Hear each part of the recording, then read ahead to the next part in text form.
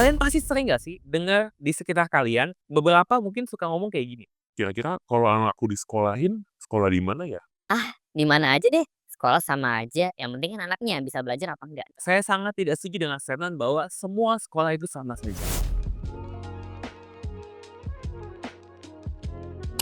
Halo semuanya, perkenalkan nama aku Galang Rakuti, aku adalah mahasiswa ITB University semester 6, jurusan Arsitektur Lanskap. Hari ini aku akan sharing tentang apakah semua sekolah itu sama aja. Oke, jadi teman-teman semua, sekolah yang aku maksud di sini, ini bisa berlaku buat semuanya ya.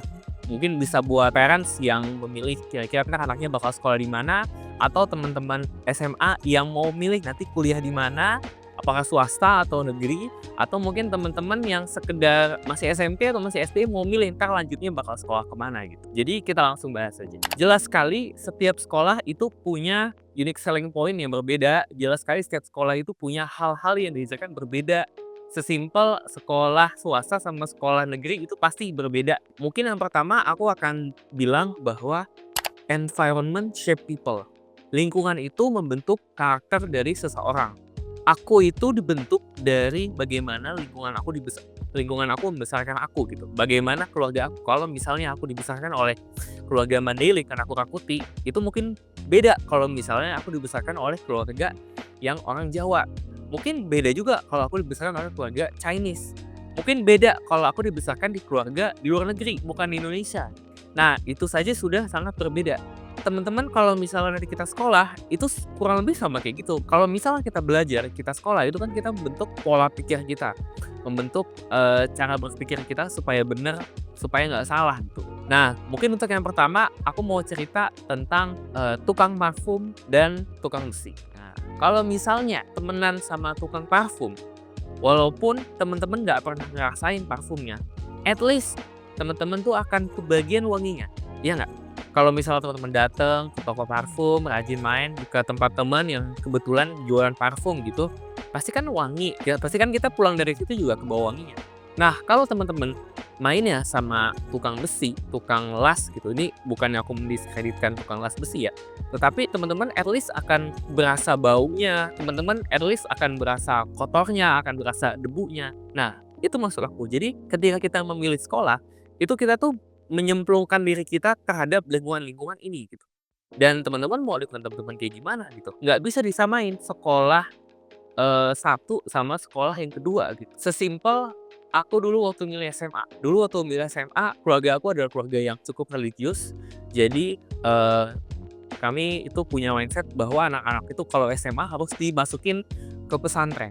Akhirnya waktu SMA, aku dan keluargaku sepakat bahwa aku nanti mau sekolahnya SMA di pesantren gitu. Dan pasti beda hasilnya. Galang yang dulu belajarnya di pesantren sama Galang yang masuk ke sekolah negeri pasti beda. Cara berpikirnya, pengetahuannya sudah pasti gitu. Mungkin teman-teman bisa aja, oh iya kan bisa belajar sendiri. Oke bisa belajar sendiri gitu. Tapi kalau teman-teman nggak bisa kan teman-teman bakal spending waktu yang lama di sekolah gitu. Kita masuk dari jam 7 pagi taruhlah. Dari jam 7 pagi sampai jam 3 sore atau mungkin sampai jam 5 sore kalau temen ada les. Itu hampir seharian penuh kita di sekolah. Di sekolah kita berinteraksi dengan orang lain, di sekolah kita ngobrol dengan guru-guru, di sekolah kita bermain. Di sekolah itu juga yang kita hampir pikirin setiap hari gitu. Jadi pasti teman-teman akan berpengaruh dari sekolah tersebut gitu. Dan di situ aku nggak bisa setuju kalau misalnya teman-teman menyamaratakan semua sekolah gitu. Apakah orang akan lebih sukses sekolah di PTN atau di PTS? Nah itu tetap kembali ke teman-teman masing-masing ya. Cuman di sini aku mau bilang semua sekolah itu beda, nggak sama gitu. Teman-teman tidak bisa mengharapkan hasil yang sama ketika teman-teman menempatkan suatu hal di tempat yang berbeda. Lulusan PTS sama lulusan PTN beda nggak? Ya pasti beda cara berpikirnya. Lulusan kampus yang akreditasinya C lah sama kampus yang top 10 se-Asia gitu misal. Pasti beda hasilnya gitu. Kalau lebih kayak gitu sih. Next, teman-teman sekalian, salah satu yang diajarin oleh guruku adalah berteman itu either kita mempengaruhi atau kita dipengaruhi. Jadi kalau misalnya kita berteman, coba kita bayangin kita sama teman kita gitu. Kira-kira kita nih ada di posisi mempengaruhi atau kita nih di posisi dipengaruhi. Kalau misalnya aku temenan sama teman-temanku yang semuanya rajin belajar. Pada kalau misalnya ujian tuh materinya semuanya di-skim lagi. Kalau misalnya sebelum masuk kelas itu semuanya membacakan, kalau aku kuliah itu kami pakai PPT ya atau PowerPoint. Nah, itu kami baca PowerPoint dulu. Ya pasti aku akan kepikiran kalau misalnya ujian, ya aku harus lebih niat gitu. Atau aku yang mempengaruhi gitu.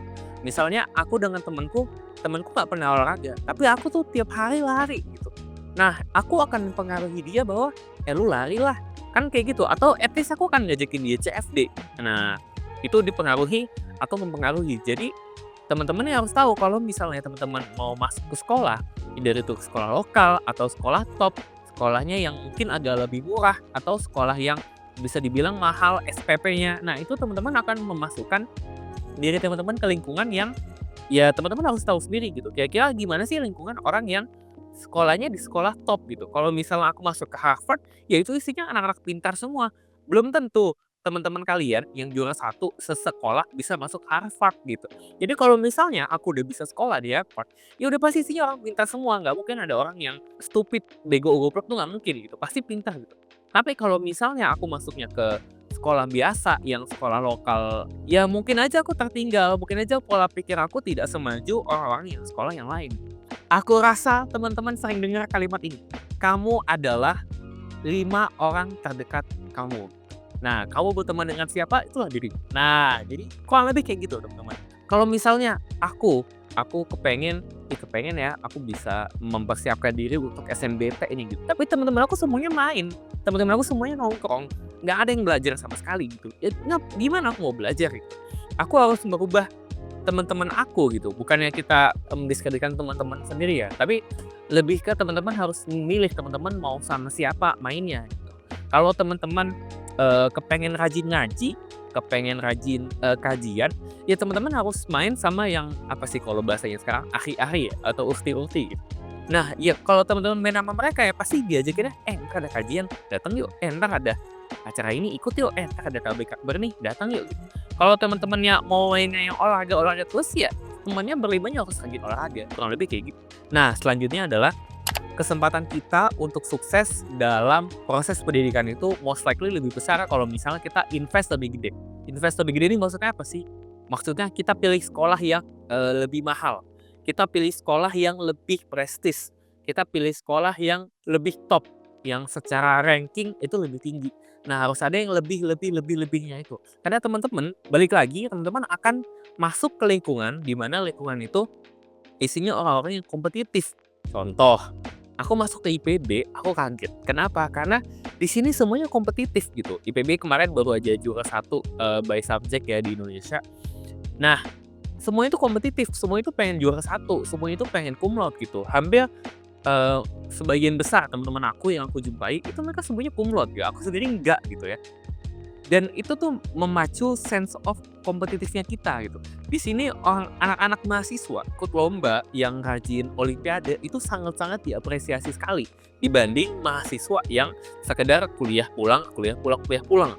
Aku tidak mendiskreditkan mahasiswa yang kupu-kupu, tetapi orang-orang yang lomba ini itu ngasih pamor yang lebih buat IPB. Kenapa? Karena IPB dicap sebagai kampus yang menghasilkan mahasiswa-mahasiswa yang kompetitif. Dan kalau misalnya ada juara 1 Indonesia, juara 1 IPB itu kan pasti ada kebanggaan tersendiri ya gitu. Dan teman-teman ketika kita ada di lingkungan sekolah yang top terus, itu kita akan lebih serius ya dalam menjalani proses pembelajaran.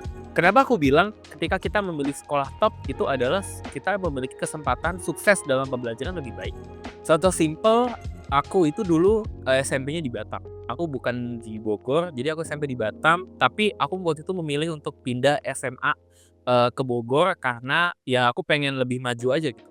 Dan ternyata benar, begitu aku SMA di Bogor, aku tuh punya lebih banyak kesempatan untuk dapat kuliah gitu. Waktu aku udah kelas 12, itu bener-bener kami dari sekolah itu banyak banget dipaparin, "Ini loh jalur-jalur masuk kuliah yang ada gitu. Kalian tinggal milih mau masuk ke sini, selain dari SNBT dan SNBP ya pastinya." Dan itu ketika aku tanya sama teman-teman aku yang masih SMA di Batam, even SMA yang top pun mereka nggak dapet kesempatan sebanyak itu, mereka nggak dapet jalur masuk sebanyak itu gitu. Dan itu adalah salah satu faktor aku bilang tadi, bahwa kesempatan kita sukses dalam proses pembelajaran itu akan lebih besar ketika kita pilih sekolah yang lebih top, lebih maju, lebih mahal, lebih bagus gitu. Itu pasti akan selalu ada. Kurang lebih kayak gitu pikiran aku tentang kenapa semua sekolah itu nggak bisa dibilang sama. Kalau misalnya teman-teman punya pikiran lain mungkin boleh komen di bawah kenapa. Untuk conclusion, aku mungkin mau bilang untuk semuanya sebisa mungkin kalian invest ke diri kalian. Kita harus terus belajar, never stop learning, jangan kita berhenti belajar karena begitu kita berhenti belajar, kita berhenti hidup. Terima kasih semuanya, sampai jumpa di video selanjutnya. Bye-bye.